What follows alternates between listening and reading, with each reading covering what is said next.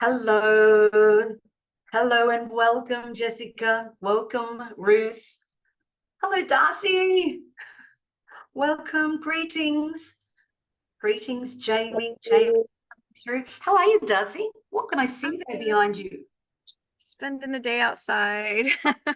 Oh, it looks beautiful there. What sort of tree is that, Darcy? I have a fascination with trees. You really like it.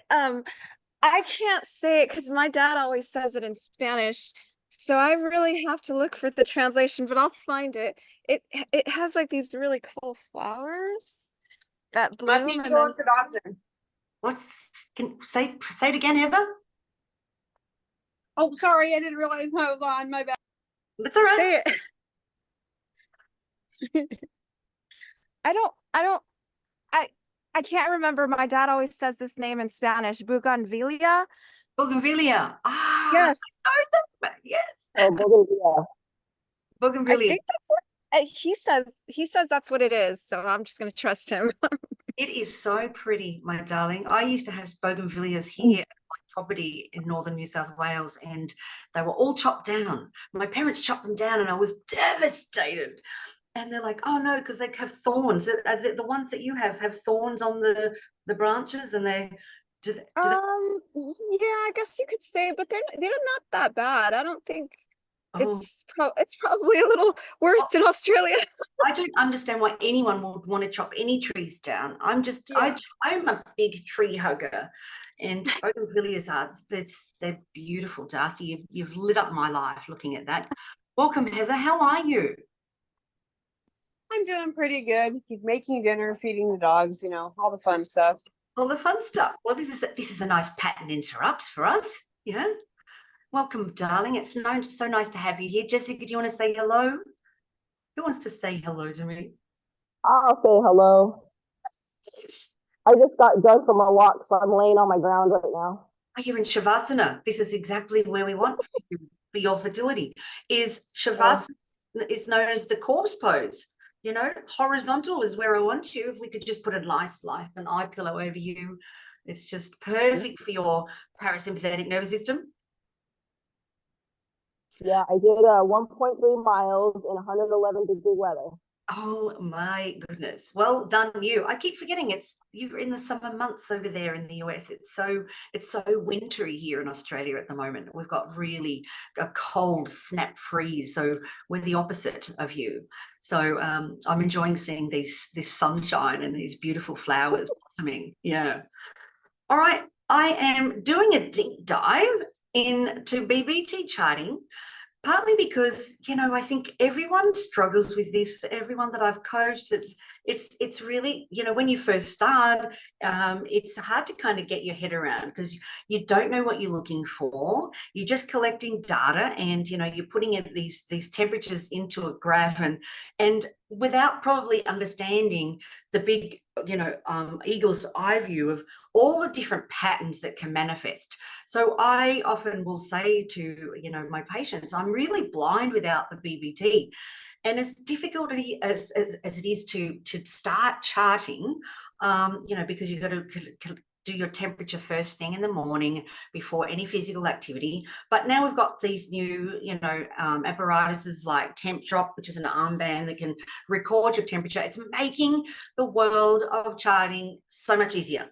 So I'm going to jump into the insightful, fascinating world of BBT charting, because it's more than just looking at temperature readings. I think that's the biggest takeaway.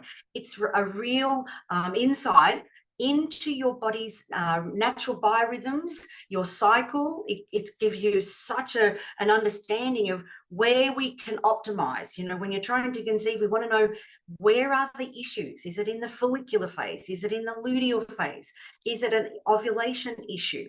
So I've done a chart, a presentation, because I think it's, me talking is words and are great, but a picture tells 1,000 words. So I'm going to share my screen, all right? So that way we can literally start to look at the presentation, and that way you'll be able to harness the power of charting and get an understanding, and then you might even have more incentive to keep going with it. Because when you start to know what you're looking for, and then I'll show you the different ways we optimize from a Western perspective and also a Chinese medicine perspective. Because remember, I'm also a doctor of Chinese medicine. I'm integrative, so I'm always going to look at East and West, but remember, I'm always going to treat you from a Chinese medicine perspective, because that's what I'm trained as a doctor of Chinese medicine. So if we look at why we chart, there's so many reasons. Number one is it's the timing. We need to know when you're having sex, because timing, honestly, when I start working with couples, it's one of the things that people are getting wrong. They're having sex after the fertile window, not inside the fertile window, and not leading up to and including the fertile window. So we need to have that timing right. So timing is why that's the number one reason. And, so we need to time intercourse in that fertile window, which is 5 days leading up to ovulation and the day of ovulation. The 2 days leading up to ovulation and the day of ovulation. The day of ovulation is the best day to have sex. So that's why we need to see that on your chart. And so timing's everything. It's, BBT is going to give us an insight into your overall health, because you might be transitioning into perimenopause, or there could be, things going on, some insulin resistance, or all of a sudden you just start having these irregular periods. Why are they irregular? Is it because it's a follicular problem? Is it a luteal problem? Is it a progesterone problem? Is it an estrogen problem? The chart's going to show us the data. So that's why we need to chart, because, it's such a diagnostic tool. It's also something for you to look back at. You can look at your chart. You can say, oh, well, that's when I was pregnant. Look at my patterns there. How have they changed? Because, it's a blueprint of where you're at. It's so important to know where you're at in here and now. And remember, you're looking at your chart in real time. So that's why it's really important to, have many charts. Like, we usually like to get about 2 or 3 months of data, so I can observe your pattern. So that way we can optimize for the next cycle. Moving into the next cycle, we know that your timing needs to be here. You ovulate here, approximately, give or take a day or two, but it really guides your treatment. It guides you, when you turn on that baby dance and step into your tantra goddess self. But it's also an appraisal of your health. So you can look back at it and go, where was I breaking down in the chart? And you could go, right, well, the follicular temps were way too hot. What was I doing? Oh, had a few extra wines, because I was disappointed I got my period. And the chart's always going to show me when you've been cheeky, sneaky. And so, it's there. It's a tool. So it's guiding the treatments for me as a herbalist and a practitioner. So it helps me optimize. Where do I need to send you off for a pelvic exam? Do I need to do a laparoscopy if it's a tall tooth pattern? But we're going to jump into all the different patterns. All right, but what is BBT charting? Because I've got to remember that some people will be looking at this video and they're going, what is she talking about? So BBT charting and how does it work? And it's important to know how it does work, because, we want to know, what is it? How does it work? It's your temperature. It refers to your lowest temperature at rest. It's your resting temperature. You wake up and it's your temperature measured before you go to the bathroom, your daily bowel movements, even hugging your partner, having a glass of water before moving. So it's your resting temperature before any physical activity. And, literally, you can put your thermometer beside the bed. That's why I tend to teach my patients to just have your thermometer there under the tongue, vaginally or through the rectum, but obviously it's under the tongue is easiest. But if you've got the temp drop, it's an armband, which makes it really easy. But we just want to have a thermometer that is roughly about 0.1 to a degree of a degree. So, we want a digital thermometer, and they're pretty cheap online. You get them from Amazon. I think, $10 or less, maybe a little bit more. But yeah, it's just, we want to track those temperatures at rest. Okay, so if we look now at ovulation, how does it detect ovulation? So we're going to start looking at some charts so you can see how we see it on the chart. But basically, you'll notice a slight drop in temperature before you're about to ovulate, and then you get a sustained increase of about 0.5 to 1 degree. And we're looking for that. That's Fahrenheit. If we're talking degrees Celsius, it's about 0.3 to 0.6. Now, that's the girth. It's, you know, we're always looking for that biphasic shift. All right, so we want to see that temperature rise, and that's how we detect ovulation on your chart. And remember that, you know, well, maybe I'll just jump into the chart so you can see what we're looking for. So I use Fertility Friend, and I'm not paid to advertise these the devices, but Fertility Friend, what I like about the charts on Fertility Friend, they're really clear. They're clear. They're easy to learn from. You can decipher it really clearly, the temperature shifts, the fluctuations. So let's just look at the chart, all right? So day 1 is the first day of your period. Okay, so you mark day 1 on your chart. Okay, you can input this into the app, and all it does is like, okay, day 1 period, you know, and you can even put in parameters like spotting, or, you know, if the flow is light, and you can even mark these on the rows of your chart. So you can see on this row, we've got CM for cervical mucus, you know, so L meaning low, medium, E is for egg white. And we're wanting to see, you know, that you do actually, you know, clearly mark what your cervical mucus is showing. So, you know, sticky, S for sticky, D for dry, W for wet and watery. And this chart actually doesn't have that on there, but you can see we've got the OPK readings. She's got in her cervical mucus readings, but the intercourse chart is not listed there. So we want to put in I for intercourse and S, and so I is for intercourse, S is for sex. And we're just going to then chart in the temperatures, and it pulls up the graph like this. And you'll see that the temperatures in the follicular phase, so that's why we have the red line, that's the cover line, that's the horizontal line. So you can see where the temperatures are below the cover line or above the cover line. So in the follicular phase, the temperatures are going to be below the cover line. You see we have ovulation on day 14. See, I've marked that with the green arrow, and we're getting that temperature rise. Okay, we've gone from 97.6 all the way up to 97.9. It's only 0.3, but it's that shift that we're looking for. And what we're looking for when you ovulate is we need to see the temperatures sustain for 3 rising temperatures, 1, 2, 3, sustain for 3 temps in a row, but then remain elevated. You can see that the temps, they go up and down a little bit, but they're remaining elevated above the cover line. And so this is a chart that we're looking for. This is what we're looking for. This is kind of a balanced chart, I would kind of say, because you can see that there's that difference between the follicular phase and post-ovulation. We warm it up. So look at estrogen. Let's just talk about estrogen for a moment. It's a cooling hormone. So the temperatures are going to be cooler. After you ovulate, you know, the corpus luteum produces the progesterone. Progesterone rises. It is a warm hormone. So that's why your temperatures are warm, and they are reflected in that chart. You can see they rise up. So, you know, from a Chinese medicine perspective, we look at estrogen as the yin phase, and then we ovulate and we go into the yang, which is the warm phase. So it's the balance of yin and yang, always in Chinese medicine. And we need to see that differentiation. We want to see that roughly the follicular and luteal phases are balanced in terms of length. All right.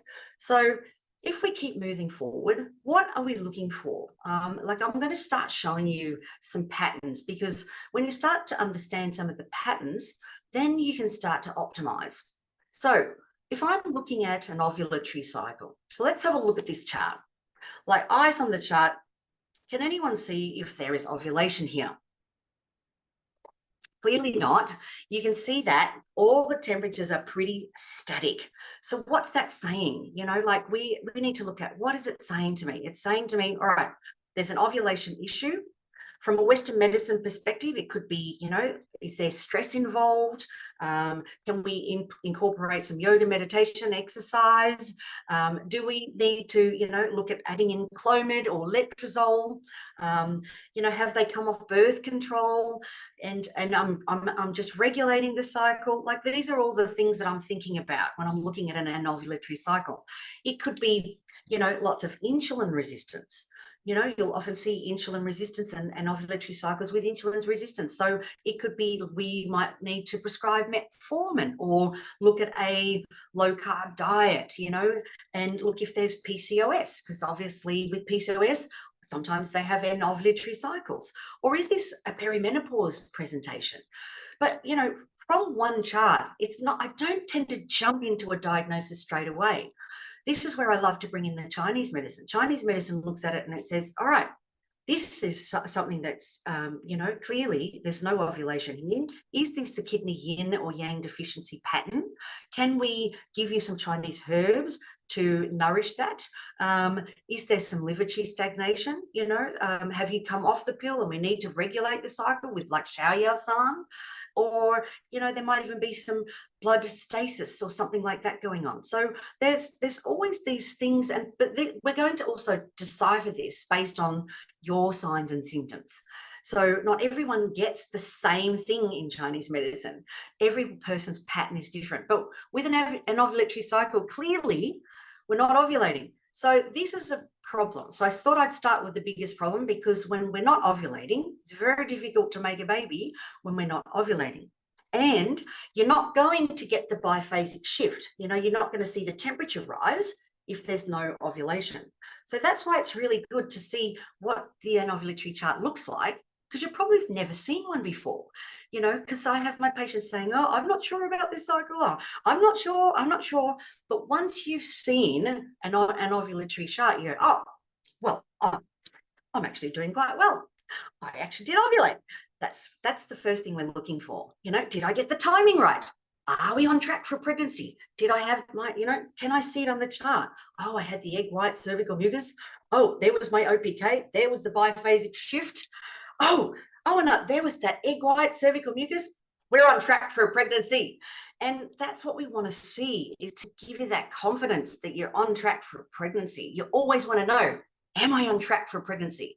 And we always want to assume that pregnancy, if you know you've got the timing right, you know you've got your cervical mucus right, your OPK's right, tick, tick, tick, you know, it's really gives you that confidence to step into the luteal phase going, I have got this, you know, and it tells all these signals to your womb, to the resonance of your frequency that, you know, I can do this. My body is receptive.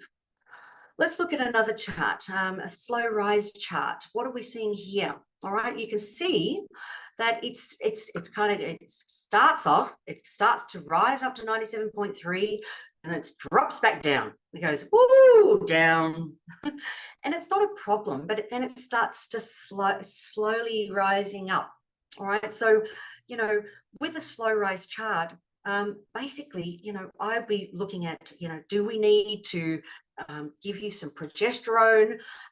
You know, you might be needing to see the doctor and let's do some labs or Dutch testing. We want to test, you know, 7 days after ovulation. Maybe we do a progesterone test to see if you do need to supplement that based on the fact if you do have progesterone or enough of it. You could be incorporating just initially while we do some testing. It could be like looking at foods to support progesterone production. So B6, magnesium, vitamin C, sulfur, and sulfur-rich foods. And, you know, you can look at it from dietary adjustments or adding in some of those supplements when you've got a slow rise. With Chinese medicine, with a slow rise pattern, you can see here they've got the lovely egg white cervical mucus, the intercourse. Can you see this? It's out of the testing window, right? So this even with a slow rise, this chart is not on track for pregnancy because they didn't have intercourse. They had intercourse on day 4 and day 6, but they didn't have it in the days leading up to ovulation. So already, you know, we're out for this cycle. So it means then that you can literally look at your chart and go, oh, I've missed the window. All right, I've missed the window. So we need to just, let's maybe jump on the progesterone, do the testing, get ready for the next cycle. So you see that the chart is really helping us go, okay, we're out for the pregnancy, even though, look at this beautiful chart. We had 3 lovely days of the egg white cervical mucus. 3 days, and that's what protects the sperm. Okay, so I look at this chart and go, this is actually, this person's, even though it's a slow rise, you know, it's, if we get the timing right with intercourse and we get it, say 11, 12, 13, you know, and in that testing window, right, when we've got that cervical mucus, it means this person could have been on track for a pregnancy. So what I would use in this case from a Chinese medicine perspective is something like, I'd be looking at the spleen, because the spleen, like spleen qi deficiency, so buzhong yi qi tang. I'd be looking at stomach 36, which is below the knee, just below the patella, about 4 fingers below the patella on the tibialis anterior. Stomach 36, we talk about this point, we hammer it like a timpani. It's really good for slow rise patterns. I would also then be looking at, do we need to use some kidney yang tonics, you know, like yoguiwan, and looking at supporting the kidney energy because we want to warm you up. So, you know, it's really interesting when you start to know what you're looking for.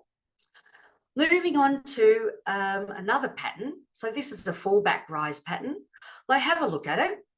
What do we mean by full back rise? So you can see that it starts, it goes above the cover line, but it falls back down. All right, it goes back down, day 11 to 14, drops back down, okay? And then we're getting that, it drops down just on day 17, like it's just dropping down to day 18. We're getting that spike, that biphasic shift, all right, on day 18.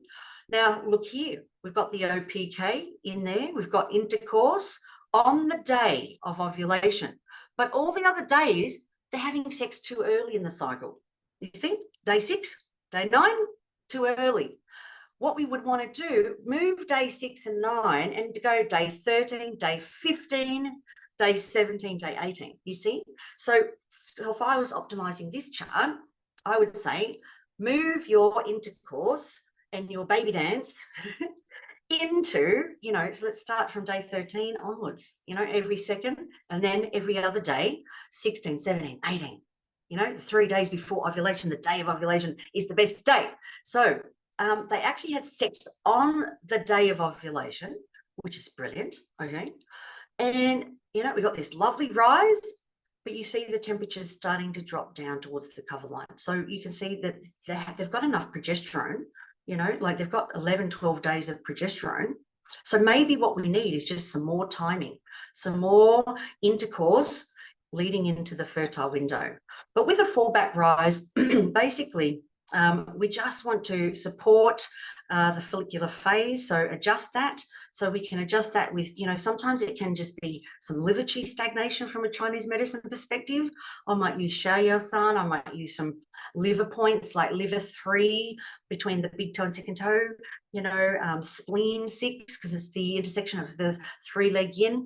It's just 4 fingers below the inside ankle. But, you know, there's so much that you can do when you know what you're looking for. But overall, you could still say the timing is right because it's on the day of ovulation and the OPK there, all right? I would like to see more data of this person's cervical mucus. I want to know, is it slippery? Is it wet? Is it dry? You know, M is for menstruation. So I'm only really getting what's happening with a period. So I need more data, you see? So this is how I'd optimize this patient and just say, look, let's work more on the cervical mucus. Let's understand the cervical position perhaps. And so you get to understand, can you wear black underwear? So we start to see, you know, what's on your underpants. Is it looking pasty? Is it looking wet? Can you see the snail trails on your dark underwear? So, you know, wear dark underwear leading up to ovulation because you can start to map what's happening with your cervical mucus. All right, when the follicular phase is too low, so have a look at this slide. Yes, you can see it starts off okay because I'm normally wanting the temps to be, you know, in the follicular phase, we want them around 97 to 97.5, but when they're dropping right down, you know, below like 96.8 and below, you know, I start to think, This is how my little brain thinks, because I want you guys to really become experts with these charts. When you see the temps going, whoa, why is it going down so low? This is where it's like, okay, thyroid. Isn't it an underactive thyroid? Do we need to, do some thyroid testing? Do we need to prescribe some levothyroxine or some L-troxin? Do we need more estrogen? Like, we don't want to do some hormone testing. All right, maybe we need some estrogen supplements or medications to boost your estrogen levels. It could be just looking at your phytoestrogen foods. All right, because we want that. This is the estrogen phase, and that's too low. You can see on this chart, there's just not enough information. All right, I don't know. Where's the timing? What's happening with the cervical mucus? Don't know. I need more data. So, when we're learning, clearly people, they're just so busy about getting the temp in the app that they're going, oh, I didn't know I could put more rows. Well, you can do heaps of rows. You can also tell me if you're moody, if your energy's low. You can do a row for your mood, your energy, your stool, your cervical position. So I have some of my diligent patients, and I'm not going to mention those, but the diligent ones, they have the rows going this long, and I get 10 rows. I know where their energy levels are. I know when they've had sex. I know how they're feeling emotionally. I see that, they've cross-referred it with, sometimes they'll even cross-refer temp drop with the digital thermometer, and they all cross-refer because they want to study this and know it well. All right, so this chart, we just need more information. Okay, but when it's low, I'm always thinking thyroid and estrogen. From a Chinese medicine perspective, I would be looking at, do we need to nourish the bloods? So Siwa tongue, spleen 10's a point that I love for that. Kidney yang deficiency could be like we need to warm you up a little bit. So we might be using Jingui Shenqiuan to warm and tonify the kidney yang and promote water metabolism. This is a really awesome formula for hypothyroidism. It's suitable when the BBT is low and you've got that cold intolerance and symptoms of that. And it could be even just a kidney yin deficiency pattern. So Zhebai Di Huangwan, these are other formulas that I might use with a pattern like this. Okay, let's move to the next chart. All right, we've got a short follicular phase. All right, here's a short one. You see how short it is? 8 days in the follicular. So this is where I'm thinking, okay, is it high FSH levels? High FSH. Is it, do we need to look at, adding in some omega-3s, and do we need to look at, high FSH is sometimes is also often associated with adrenal fatigue. So, DHEA has been shown to reduce and lower FSH, but we need to test it always first. Always test DHEAs with the testosterone if we start to supplement it. I don't just supplement DHEA based on a short follicular phase. Don't make that assumption. But DHEA has been shown to lower FSH. Now, vitamin E could be another supplement. Melatonin can also be of benefit. From a Chinese medicine perspective, we look at this as a yin deficiency pattern. Sometimes there can be plus or minus heat. So there can be yin deficiency without heat, yin deficiency with heat. So with heat, I'd be using Zhebai Di Huangwan. This is a formula, and I'd be using points on the kidney. I love kidney 6, and I love the backshoe points. So bladder 23, do 4. The Ming Men, we call it the gate of vitality. So that you can get your acupuncturist to use those points. But the beauty, I think I started to get a gauge that, you see how we can optimize. See how once we've got data, we know what we can do. Now, the baby dance, look at this one. Baby dance, they're baby dancing after. They're doing it too late, right? And so what we want to do in this pattern, we want to fix the timing. We want to lengthen the follicular. Ideally, we want, 9, 10, 11, I like 10 and above, ideally. All right, I can work with 9, all right? But anything below 9, we need to really focus on fixing the problem. So it would mean that we prescribe you Chinese herbs and make sure that you're taking the supplements. We might need to test the DHEA. But you can see the timing's out for this patient. they're doing it way after. And so, look, I know they're having sex for fun, but when we're trying to make a baby for conception, we need it earlier. So we want to be having it in that fertile window. Remember, the 2 days before and the day of ovulation are the best days, and the 5 days leading up to. But to this person's credit, we've got the lovely egg white mucus on day 7. So great, all right?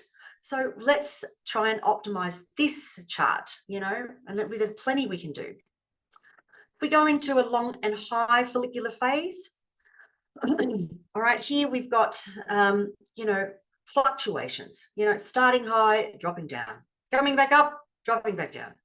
It's almost like there's a bit of irregularity going on. So, you know, sometimes this could be, you know, it could be like, oh, we need to regulate ovulation. Western medicine might look at adding in some clomid or letrozole to regulate ovulation with it going like this. We might need to look at the thyroid, do some investigations with the fluctuations and address any kind of hypo or hyperthyroidism. From a Chinese medicine perspective, it might be a pattern of Tang where we're balancing yin and yang again and getting the energy. So we want to try and smooth out that long and high follicular phase. And so I like using San. I might use points on the liver. You know, because often when I see this, I see like liver qi stagnation, but it can also be damn phlegm accumulation. So Hanju and acupuncture points like stomach 40 I might use for this pattern. But you can see we've got, you know, we've got the nice egg white cervical mucus. Clearly, we don't know where the timing is, so I can't tell this person if they are on track for pregnancy. So we want to see that. But you know, you can see the progesterone goes up, really up to day 24. So it rises up and then it starts to plummet down. So not only is it long and high in the follicular, we've got progesterone dropping. So this person may need some progesterone supplementation. From a Chinese medicine perspective, we might want to support the kidney yang and do some moxibustion. So, you know, there's plenty that we can do to optimize this pattern and this patient. It's just a matter of getting more data and getting more information. But I'd like to see the timing, because we've got this lovely cervical mucus, this lovely egg white. It's like when I see E, I get very excited, very, very excited when I see the E for egg white, because it's like we're in the baby making zone, because it's what protects the sperm. All right. The sawtooth pattern, let's jump to the sawtooth pattern. All right.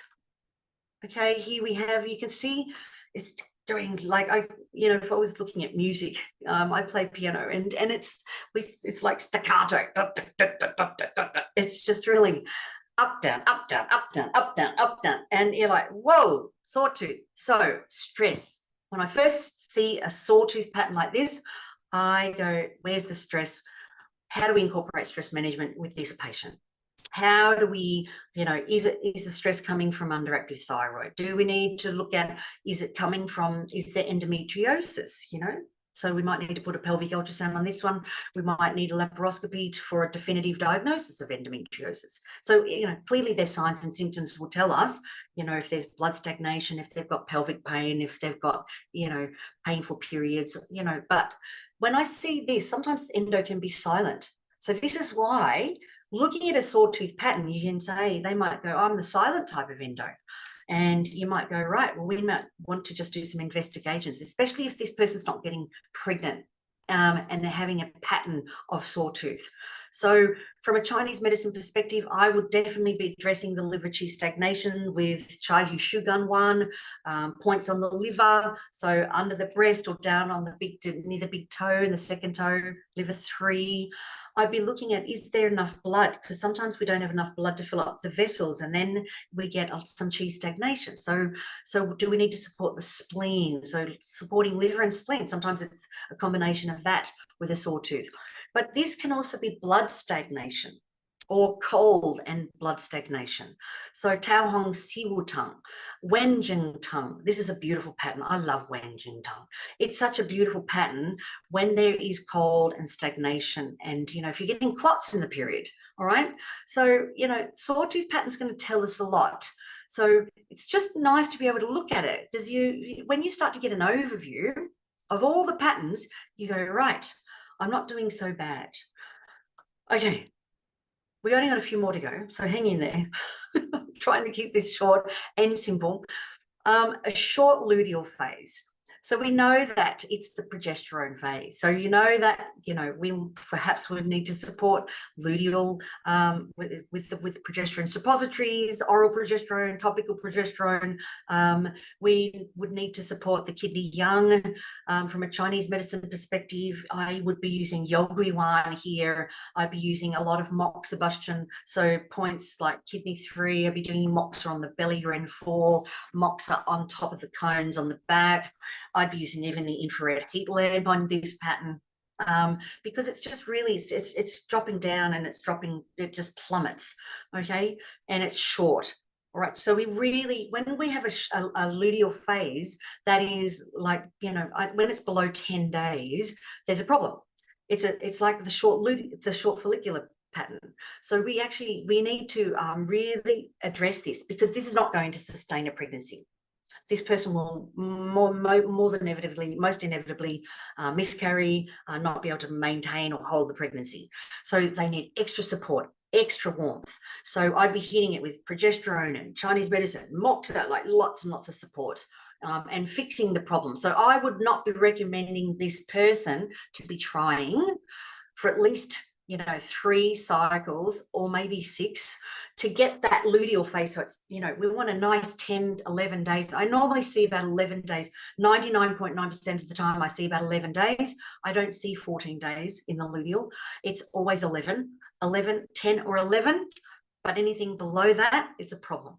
All right, so don't try if you've got, like, you know, 6, 7 days in the luteal phase. It's not, we're not going to sustain a pregnancy. We've got a luteal phase dip. All right, have a look at this, because this is probably one of the most common things that my patients will bring up when I'm coaching them. And they will see on forums that dip that you see, the luteal phase dip, is often mistaken as an implantation dip. Now, let me just do the reframe on this. So estrogen rises twice in the cycle. It rises just before ovulation, which is why the temperature dips, then it rises back up again. And it also is a secondary rise in the mid luteal phase. All right, so that's what estrogen does. When estrogen rises, the temperature drops. And my patients go, oh, and I'm like, yes. It's actually not a bad thing. It's actually showing me your pattern of estrogen, which is what it's meant to do. So my patients go, oh, and it's really hard when the woman goes, oh my God, it's so, it's sending that command to this little embryo. And it could be just burrowing in and you're going, it's over, it's over. And it's like, no, it's just beginning, because look, it's rising up and you can see this patient's on track for pregnancy. Okay, I know we can't see the timing because I didn't have the rest of the information, but you know, it's like, you know, it's not over until it's over. And once you know now, it's not an implantation dip, but it possibly can be, because, you know, we don't know until we actually get the pregnancy test. But that's what estrogen does. It rises twice. The first rise before ovulation is the highest rise. The secondary rise, it's less, but that's why you get that dip, mid-luteal. So it's good to know that it's the secondary surge of estrogen. That's what it is. So ladies, when you see it, it's not over. It's just beginning, especially when it rises back up and we're remaining elevated. It means that you're on track for pregnancy in the next few days, like 12 days past ovulation, 12 to 14, usually I say 14 DPO, we can do a pregnancy test. So in 2 days, this patient can do a pregnancy test. So don't get sad about the dips, get happy. Okay. All right, triphasic. All right, triphasic. Now, this is always exciting. When I see a triphasic pattern, so we've got, you know, we've got the follicular, then it rises up, luteal, and then it rises up again. So that's what it means, triphasic. We're getting a three-phase shift. And so usually this will mean a pregnancy. So it's like go and do a pregnancy test straight away, all right, and just continued monitoring. And so I'd be, supporting implantation and burrowing and, supporting blood and warmth and all of that from a Chinese medicine perspective, lots of moxa and herbs and, Shao Taiwan when I see a triphasic shift. So, get excited when you see the triphasic shift. Okay, you see I'm getting happy. And I'm finishing now with the long luteal pattern. So when you see that the luteal pattern is long now, this person has gone a little bit overboard testing the long luteal, but they're just so worried that they're not pregnant. They just want to keep testing. And I'm like, you can keep testing, but, you see it's remaining above the cover line. The majority, it's the average of the temps are well above the cover line. This is usually a pregnancy chart. Okay, when I see a chart like this, I'm like, this is when I start to cry happy tears. And it's nice to see what a pregnancy chart looks like, because you see that. I mean, I didn't have the rest of it because I couldn't fit it in, but they just remain elevated and above the cover line.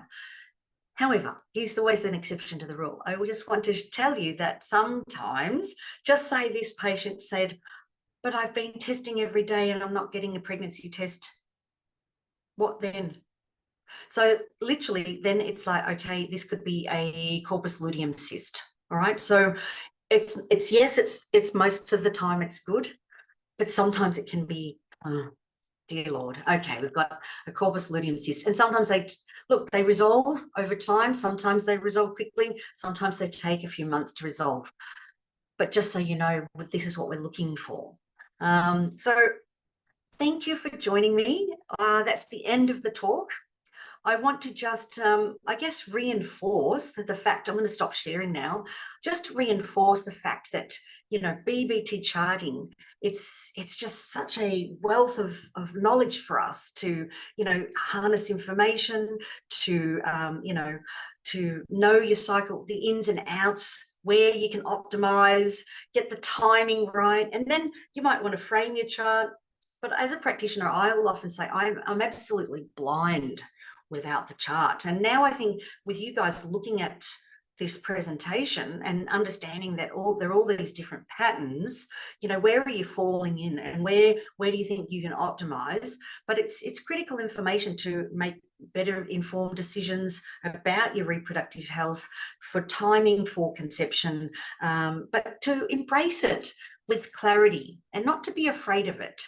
It's there to teach you about yourself. So don't be afraid of yourself.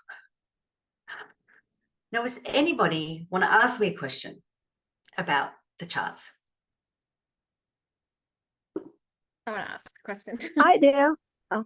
Okay, let's start with, Go on, Darcy, you can go first. Yeah, okay. So really quick question. You said once it starts hitting into 96 Fahrenheit, what would be like the cutoff? What would you say would be something that you would, at what point in 96 degrees would it be like it's alarming?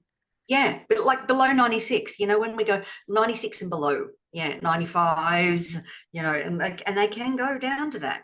That's would you say that having, anything in the 96, like 96.6? Yeah, 96.6 is fine. Yeah, it's like, is it? Yeah, totally. Yeah, look, ideally, I mean, I'm always looking at the most optimal temps. 97 to 97.5 ideal, but in reality, 96.6 to 97.5 in the follicular phase, it's not a problem, even 96.5. But it's when it's 96 and below, that's when I'm really starting to go. Okay. Thyroid. So then you have seen some women get pregnant when their follicular phase is even in the 96 area. Oh, yeah. Would you say? Yeah. You've seen that happen? Yeah. Okay, so you wouldn't say that that's a problem or not a thyroid issue? No. Look, the parameters are 90. That's what I say. Ideal, but I work with real people, so I like to kind of give it a little bit more of a girth. 96.5 to 97.5 in the follicular phase. Okay. Yeah. Good deal. Thank you. And the other person, I didn't see who it was. Do you want to unmute? Oh, it's Jamie. Oh, Jamie. Hello. Jamie. Hello, sweetheart. Hi, I'm lying in bed with my iPhone, so I don't have the picture That's on. fine. Yeah. Well, I was wondering because, like I told you before, I have like really severe bladder problems, and I wake up so many times during the night to go to the bathroom. Is that going to change my temperature, like my core temperature readings? Yeah, very good question. Yeah. What we want to do ideally is have 3 hours of uninterrupted sleep. And if you're waking, if you're waking multiple times, temp drop. And I wish Heather could come on board and tell everyone how awesome it is to finally have the data. Could you maybe share with Jamie? Heather, are you still there? Oh, yes. Temp drop is the greatest thing in the world because, see, I am a complete and utter airhead. And for the life of me, could not get my BBTs done, as Dr. Fiona can attest to. This is a set it and forget it thing. And I also have a lot of sleep interruptions. So reliably, I have been getting temperatures. Oh, I don't even know. I've got a full chart, which is like a miracle in itself. I will say that from what I have learned about temp drop, don't get too freaked out. If your temperatures seem a little bit low, the manufacturer says that it can be up to a degree lower than the orals. Yeah, that's right. Yeah. There you go, Jamie. So invest in temp drop. I'm a big fan of it. And it just takes the thinking out of it. It's like a band on your arm? Yeah, it's just an armband. You can wear it. Okay. Yeah. Yeah, it's fairly comfortable too. I don't do well with restrictive things when I'm sleeping, and it only took me about a day to get used to. There you go, Jamie. Okay. Thank you. Welcome. I'll drop it to you in school, honey, as a and in your DMs where to buy it. Okay. Okay. Any other questions? I have one about the triphasic shift. Yeah. Now, by just pure definition, tri meaning three different phase shifts.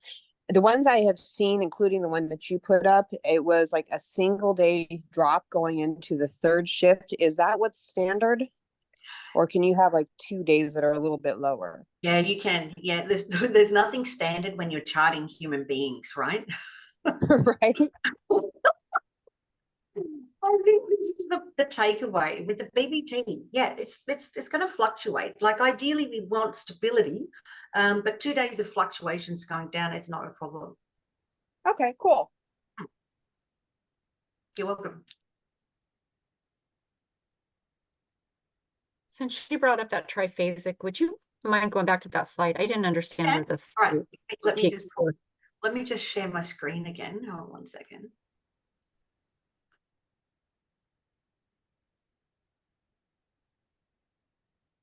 Can you see that in ovulation we've got the temps in ovulation in the follicular phase, Ruth, and then we've got the red cover line. They rise up. So then we've got the luteal phase, and then they rise up. And this is roughly 11, 12 DPO. That's the triphasic shift, and they raise up to the third. It's almost like stepping up a stairwell.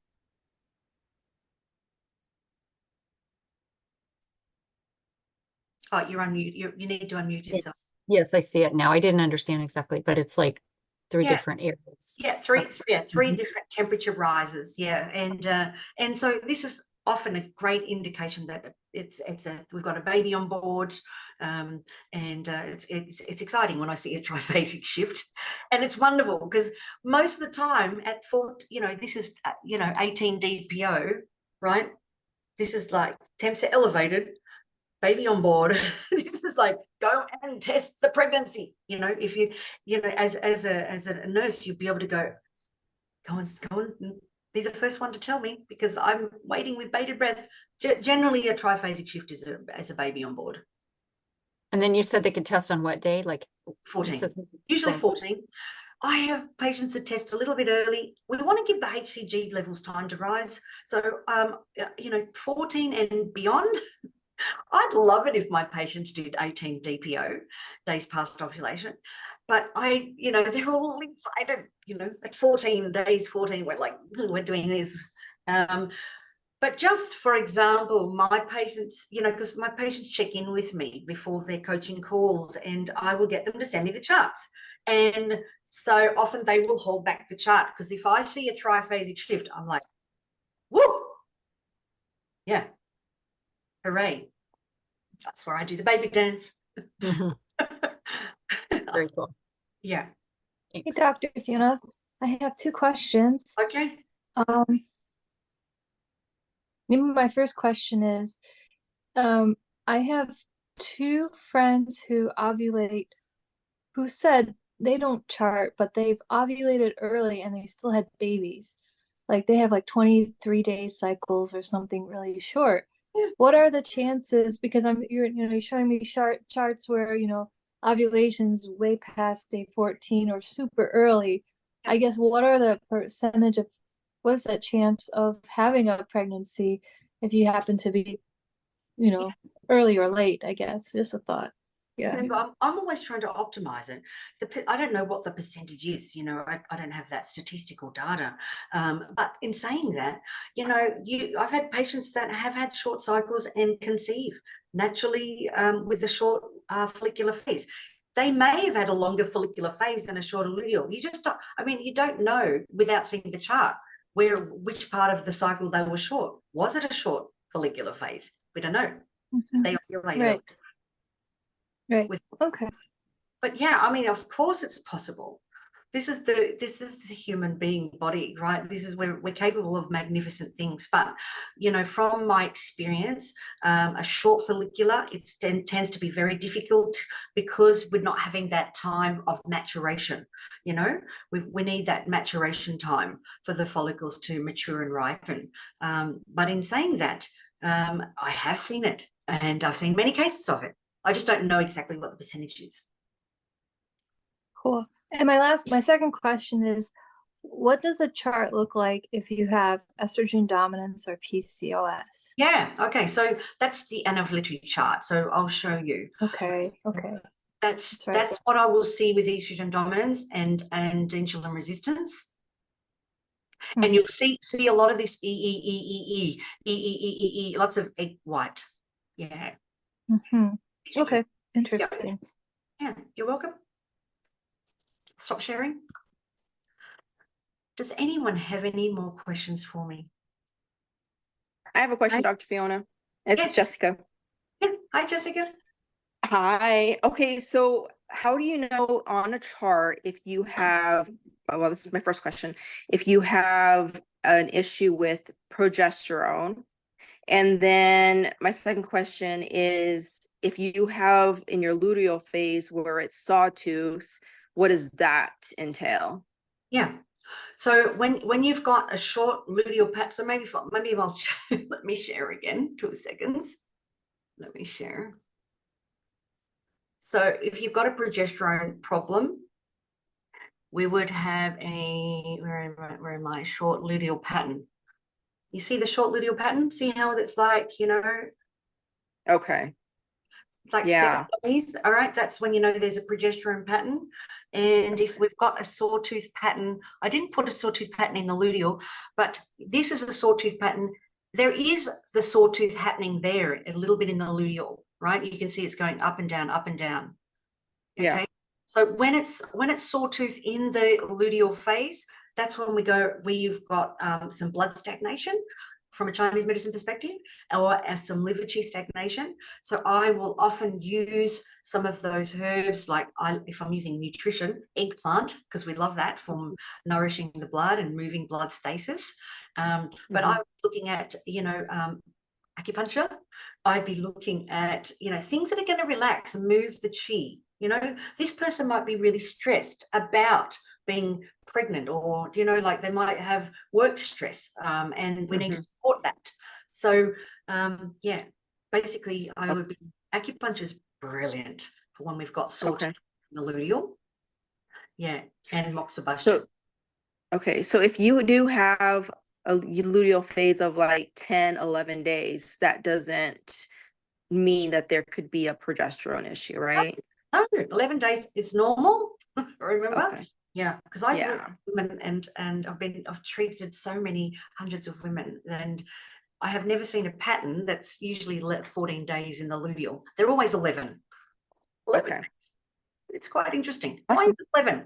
Why is it 11? Thank you. Yeah, you're welcome.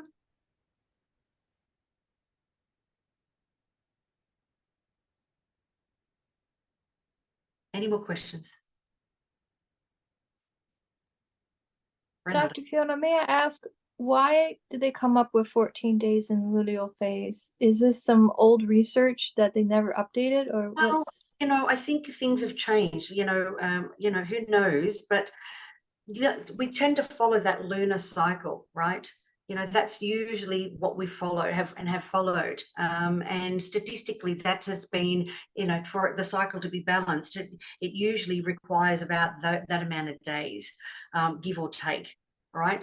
But we're just looking at, the normal range, like within 11 to 14. Yeah, you need that that's the amount of progesterone, how long it takes to maintain and build the lining to support the pregnancy. Okay, cool. Yeah. Any other questions? I think this is a wrap, ladies. So thank you for your questions. If anyone wants to see the charts or have a copy of the PDF, let me know. Because sometimes it's nice to just refer back and look at them and go, oh, that's what that is. That's a short luteal. And especially when you're learning the BBT charting, it's just really nice to gauge where you are. Do I need to go and have some acupuncture? Could I apply some, omega-3s, or could I test my DHEAs? So looking at these patterns, I hope you've garnered some information, but just don't be afraid of it. Just keep charting, keep being diligent, because there's a wealth of information with BBT. Thanks, ladies. See you next time. Bye-bye. Thank you. Thank you.